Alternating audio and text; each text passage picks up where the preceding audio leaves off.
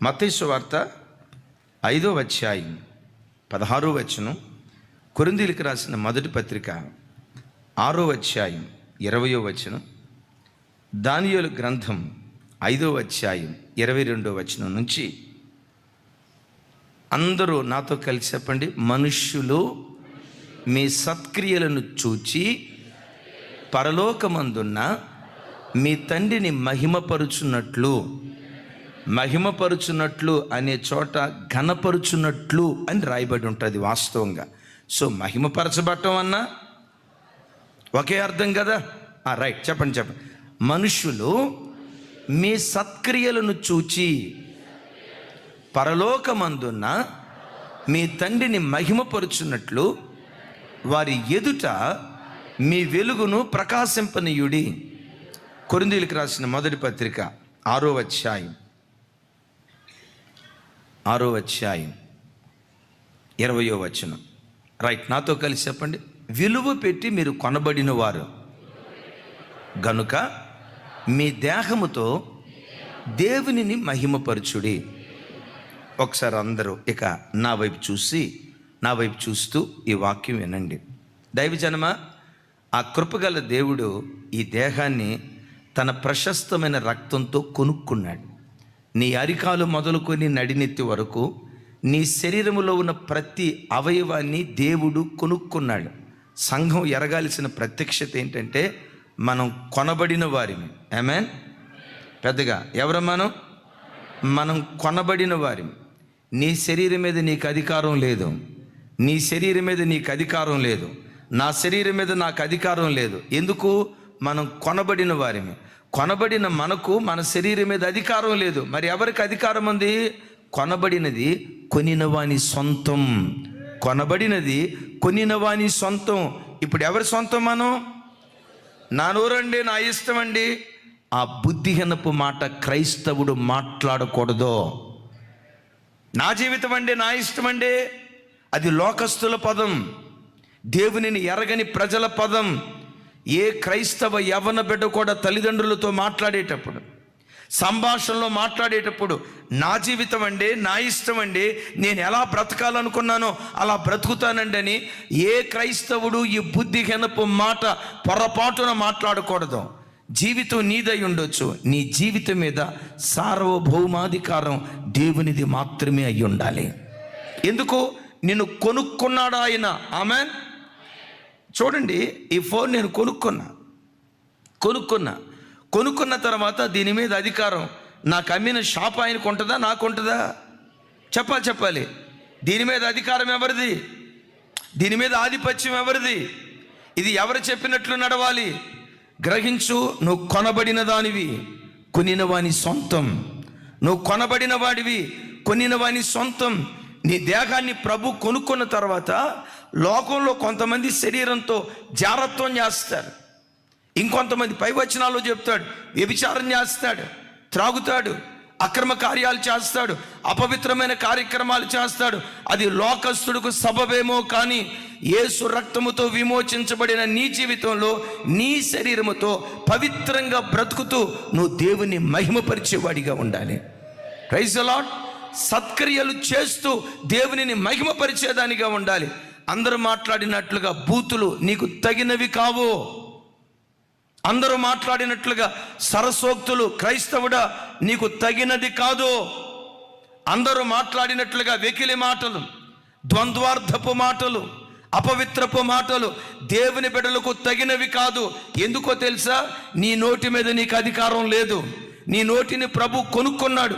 ఆయన ఏది పలకమన్నాడో అదే నువ్వు మాట్లాడాలి. ఏది మాట్లాడకూడదన్నాడో ఆ మాట నువ్వు మాట్లాడకూడదు. ఎందుకు? నువ్వు కొనబడిన వాడివి. కొనబడిన నీవు కొనిన యేసుక్రీస్తు సొంతమై ఉన్నావు. Praise the lord. ఆ సంగతి బైబిల్లో ఒక ఆయన ఎరుగక దుర్మార్గ పని చేశాడు. దేవుడు ఆయనతో ఏం మాట్లాడాడు? దేహంతో అపవిత్రత జరిగించకుండా గొర్రెపిల్ల రక్తంతో విమోచించబడ్డాను అన్న ప్రత్యక్షత ఎరిగి శరీరాన్ని కాపాడుకున్న వ్యక్తిని దేవుడు ఎలా ఘనపరిచాడు చూడండి. దానియేలు గ్రంథం 5వ అధ్యాయం. భలే విలువైన మాట.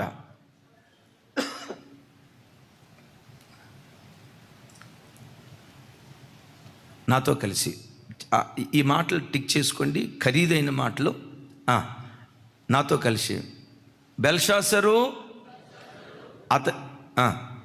అతని కుమారుడు వగు నీవు ఈ సంగతంతయు ఎరిగియుండియు నీ మనస్సును వణుచుకొనక. ఏమణుచుకోవాలి? చెప్పాలి ఏమణుచుకోవాలి? ప్రతి క్రైస్తవుడు తన బ్రతుకులో ఏం చేయాలి? మనసు కోరికలు గుర్రాల్లాగా రంకెలేస్తూ ఉంటాయి. ఇచ్చలు నెరవేర్చుకునేది కాదు క్రైస్తవ్యం, ఇచ్చను సిలువ వేసేదే క్రైస్తవ్యం అంటాడు దేవుడు ఇక్కడ. నీ మనస్సును అణుచుకొనక పరలోకమందున్న ప్రభువు మీద నిన్ను నీవే హెచ్చించుకుంటివి. 23 నెక్స్ట్. పెద్దగా చూపించి, చిన్నకున్నాయి కదా. ఎట్లనగా నీవును నీ అధిపతులను నీ రాణులను నీ ఉపపత్నులను దేవుని ఆలయ సంబంధమగు ఉపకరణములలో ద్రాక్షారసము పోసి త్రాగవలెనని వాటిని తెచ్చి ఉంచుకొని వాటితో త్రాగుచు చూడనైనను విననైనను గ్రహించనైనను చేతగాని. చూడండి ఆ పదాలు, చేతగాని అంట. చదవండి, మీరే చదవండి, అది మైకులు ఎందుకులే.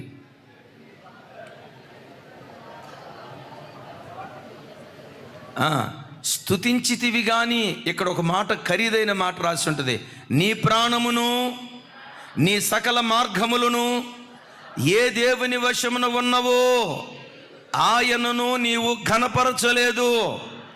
దైవజనమా, అందరూ నా వైపు చూడండి. ఎందుకు దేవుడిని మనం ఘనపరచాలి?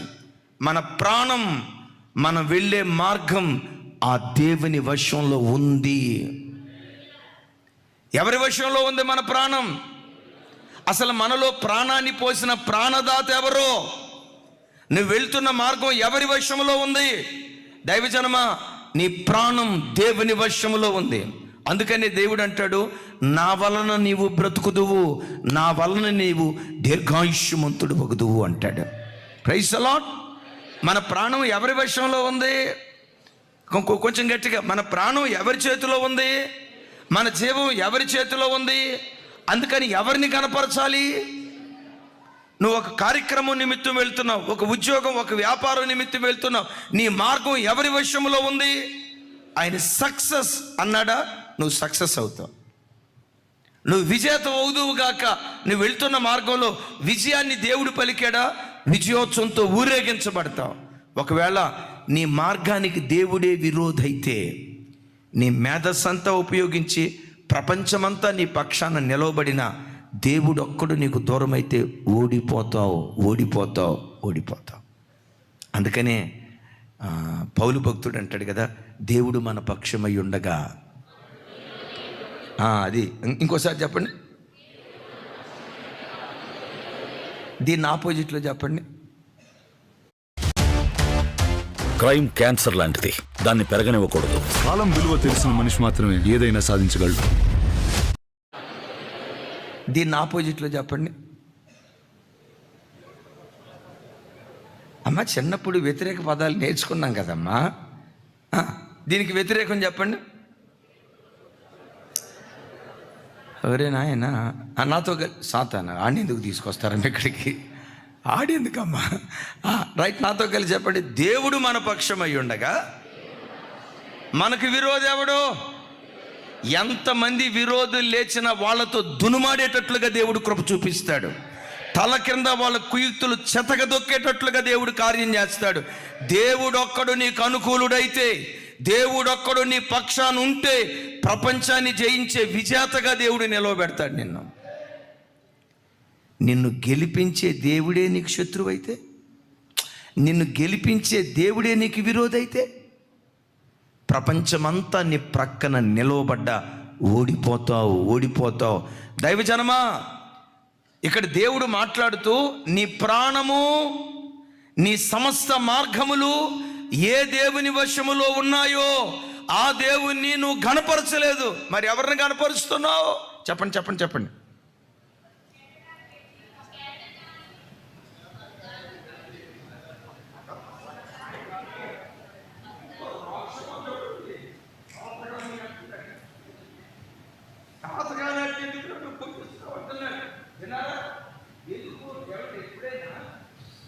ఒరిజినల్ వాడికి ఎప్పుడు ఆ రోషం ఉంటుంది అంతే. ఇలా ఎందుకు నేను పోలి చెప్తున్నానంటే మీకు అర్థం అవటానికి.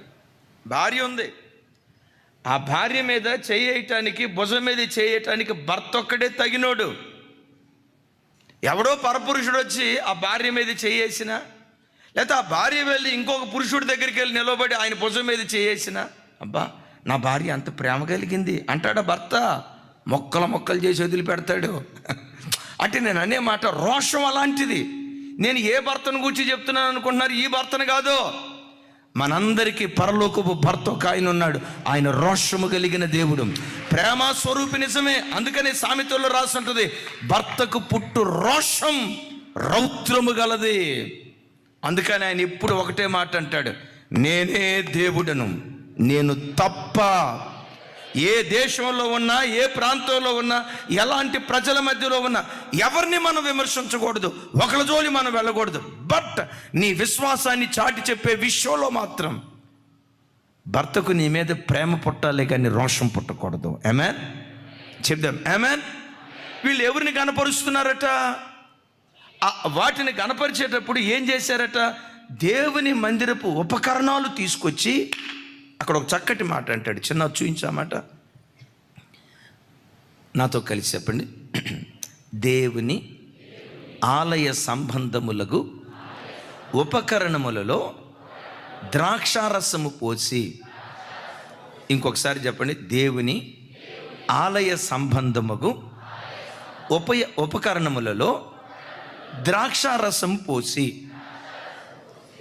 ఈ బెల్షాజర్ రాజు ఏం చేశాడంటే, నెబుకద్నెజరు సొలొమోను మందిరంలో నుంచి తీసుకొచ్చిన ఉపకరణాలలో ద్రాక్షారసం పోసి దేవుని మందిరపు ఉపకరణాలను అపవిత్రపరిచాడు గనుక మేనే టేకెల్ ఫార్సిన్ వచ్చేసింది. ఎందుకు ఆ మాట వచ్చిందంటే, దేవుని ఆలయ సంబంధము ఉపకరణాలను అపవిత్రపరిచాడు. దైవజనమా, ఈ క్రొత్త నిబంధన కాలములో అసలు సిసలు నిజమైన దేవాలయం ఏదో తెలుసా? నీ హృదయమే దేవుని యొక్క మందిరం. అపోస్తులైన పౌలు గారు అంటారు, మీరు దేవుని ఆలయమై ఉన్నారనియు దేవుని ఆత్మ మీలో నివసించుచున్నదనియు మీరు ఎరుగరా అని అంటాడు. Yes, we are the moving temple of God. మనం కదిలే దేవాలయాలం అయితే ఈ చెయ్యి దేవుని మందిరపు ఉపకరణం, ఈ నోరు దేవుని మందిరపు ఉపకరణం, నీ కన్ను దేవుని మందిరపు ఉపకరణం, నీ పెదవులు దేవుని మందిరపు ఉపకరణం, అరిపాదము నుండి నడినెత్తి వరకు సర్వ శరీరం దేవుని మందిరపు ఉపకరణం. అయ్యలారా, నీ శరీరము దేవుని మందిరపు ఉపకరణం. దేవుని మందిరపు ఉపకరణంగా పిలువబడుతున్న నీ చేతిలో సెల్ ఫోన్ పట్టుకొని చూడకూడని అపవిత్రమైన బూతు బొమ్మలను చూస్తే ఏమైపోతావో తెలుసా? దేవుని మందిరపు ఉపకరణాన్ని అపవిత్రపరిచిన వాడి అవుతాం. ఓ భయంకరమైన మాట రాస్తుంది, ఎవడైనా నా ఆలయాన్ని పాడు చేస్తే. ఈ నోరు దేవుడు వెలపెట్టి కొనుక్కున్నాడు. నీ పెదవులు, నీ నాలుక దేవుని మందిరపు ఉపకరణం. ఆ ఉపకరణంలో ద్రాక్షారసం నువ్వు పోస్తే, లోకమనే ద్రాక్షారసాన్ని పోస్తే, అపవిత్రతను పోస్తే, మద్యపానాన్ని పోస్తే, కాముకత్వాన్ని పోస్తే, దేవునికి అయిష్టమైన అపవిత్రమైన వాటిని పోస్తే దేవుడు కరాఖండిగా చెప్తాడు, అయిలారా చూడండి, ఎవడైనా నా ఆలయాన్ని పాడు చేస్తే వాడిని నేను పాడు చేస్తాను అంటాడు. దైవజనమా, దేవుడు ఎప్పుడు నీ బ్రతుకులో నిన్ను బాగు చేసేవాడిగానే ఉండునుగాక, నిన్ను కట్టేవాడిగానే ఉండునుగాక, నిన్ను నిలవబెట్టేవాడిగానే దేవుడు ఉండునుగాక. అయితే ఆయన అలా కట్టేవాడిగా ఉండాలంటే బట్ కండిషన్, నువ్వు దేవుని ఆలయమని ఎరిగి దేవుని మందిరపు ఉపకరణాలను పాడు చేసుకోకుండా పవిత్రంగా నువ్వు కాపాడుకుంటారా? బెల్షాజర్కి ఆ ప్రత్యక్షత లేక దేవుని మందిరపు ఉపకరణాలను పాడు చేశాడు. రాజ్యం తీసేయబడింది, నెబుకద్నెజరు నుంచి తీసేయబడింది, ఇతని దగ్గర నుంచి తీసేయబడింది, ఆ తర్వాత దర్యావేషు రాజు దగ్గర నుంచి తీసేయబడింది. అద్భుతం. దానియేలు జీవితం గురించి బైబిల్లో చూస్తే 6వ అధ్యాయం చూడండి, 28వ వచనం. నాతో కలిసి, ఈ దానియేలు దర్యావేషు ప్రభుత్వ కాలమందును పారసీకుడగు కోరేషు ప్రభుత్వ కాలమందును వర్ధిల్లెను. చప్పలు కొడుతూ దేవునికి స్తోత్రాలు చెప్దాం. దైవజనమా ఒకసారి చూడండి, దానియేలు ఆల్మోస్ట్ 70 years బబులోను మాదీయ పారసీక రాజ్యంలో తాను బ్రతికాడు. దానియేలు కాలంలో 3 ప్రభుత్వాలు మారాయి. నంబర్ 1 బబులోను సామ్రాజ్యం, నంబర్ 2 దర్యావేషు సామ్రాజ్యం, నంబర్ 3 పారసీకుడు. మరలా చెప్తున్నాను, నంబర్ 1 బబులోను, నంబర్ 2 మాదీయ, నంబర్ 3 పారసీక. విచిత్రం ఏంటో తెలుసా? రాజులు మారారు, ప్రభుత్వాలు మారాయి, సింహాసనాలు కూలిపోయాయి, కుర్చీలు పోగొట్టుకున్నారు, రాజ్యాలు పతనమైపోయాయి. అన్ని కాలాలలో దానియేలు వర్ధిల్లుతూనే ఉన్నాడు. సాఫ్ట్వేర్ రంగంలో ఎన్ని ఆటుపోట్లు రాని కాక దేవుడు నిన్ను వర్ధిల్ల చేస్తాడు. దానియేలులాగా బ్రతికితే ఎన్ని ఆటుపోట్లు అన్నారా అని, ఎన్ని అవాంతరాలు అన్నారా అని. విచిత్రం చూడండి, రాజులు మారిపోయారు, సింహాసనాలు కదిలిపోయాయి, కుర్చీలు కూలిపోయాయి, ప్రభుత్వాలు మారిపోతున్న అన్ని కాలాలలో దానియేలు వర్ధిల్లుతూ వచ్చాడు. ఎందుకో తెలుసా? తన దేహముతో దేవుని మహిమపరిచాడు. Praise the Lord. సత్ప్రవర్తనతో, సత్క్రియలతో దేవుని మహిమపరిచాడు. ఎలా దేవుని కనపరచాలి? నంబర్ 1 కృతజ్ఞతాస్తుతుల ద్వారా, నంబర్ 2 బేదలను కనికరించడం ద్వారా, నంబర్ 3 సత్ప్రవర్తన ద్వారా.